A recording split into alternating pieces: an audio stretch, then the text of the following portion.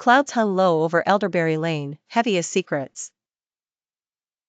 Walking home from the late shift at the old bakery, Mara's heels clicked on the puddled cobblestones. She hurried, clutching her coat tighter, glancing over her shoulder at every shifting shadow. Ever since those power outages started, the neighborhood felt different, as if something watched from behind drawn curtains. Halfway down the lane, Mara froze.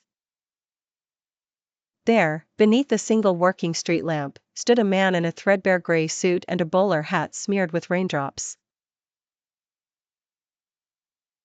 He held an old, battered suitcase. His eyes fixed on her, unblinking. "Hello, Mara," he called out. His accent was odd, clipped and unfamiliar, but he said her name with certainty. She stepped back. "How do you know me?" He smiled, strangely apologetic. "I have something for you." He popped the brass latches on the case and revealed a jumble of objects: pressed flowers, a broken locket, a little porcelain fox. "You're supposed to choose," he said quietly. "One for your past, one for your future, and one for your greatest fear." It felt like a joke, some elaborate prank, but his steady gaze unsettled her deeply. I choose the locket," Mara whispered, "the fox, and my fear?" She hesitated.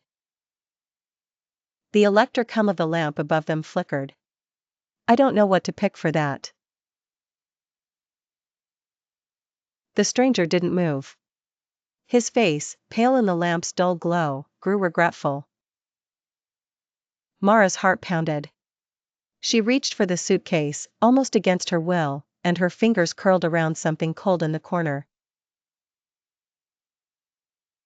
She pulled out a small shard of cracked mirror. "Is this it?" He nodded. Instantly the world tilted, the air grew thick, heavy, every drop of rain pausing in midair. In the mirror surface, Mara's own face warped and split into dozens of versions: angry, grieving, laughing, screaming. Each face whispered her secrets and regrets, things she'd buried long ago. "What is this?" she choked. The stranger's voice was gentle. "That's the truth we all fear. Who we really are, seen from every angle." The lamp flickered violently.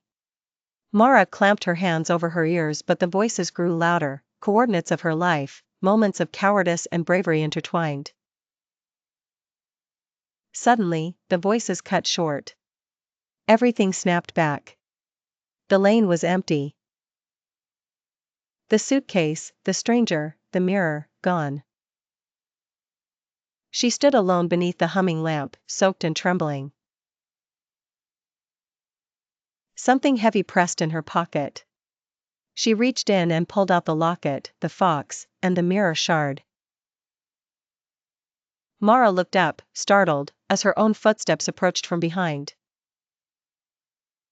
She turned, found herself staring into the eyes of another Mara, returning from the bakery. The stranger's words echoed in her mind. "One for your past. One for your future. And one for your greatest fear." The world blinked once, twice, splitting into possibility,